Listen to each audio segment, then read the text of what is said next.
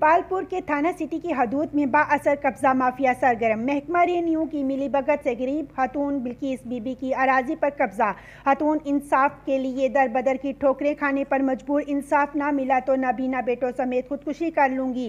मुतासा खातून की मीडिया से गुफ्तगू। मजीद जानते हैं अपने नुमाइंदा इश्तियाक अहमद जट से। जी, दीपालपुर के थाना सिटी की हदूद में जहां स्ट्रीट क्राइम में बेपनाह इजाफा हो गया, वहां कब्जा माफिया भी सरगर्म हो गया।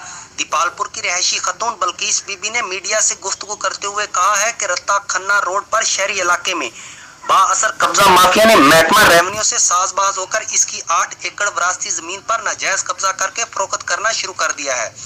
वो मुतअद्दिद मरतबा हकाम के दफ्तर के चक्कर लगाकर थक चुकी है, लेकिन कोई सुनवाई नहीं हो सकी।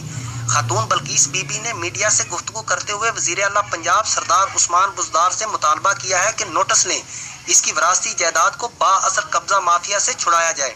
दूसरी जानब खातून ने खबरदार किया है कि अगर इसे इंसाफ ना मिला तो वो अपनी 2 नाबीना बेटियों समेत वजीर आला हाउस के सामने खुदकशी कर लेगी। Ishtiaq Ahmed Jat, district reporter, QBN news, उकाड़ा।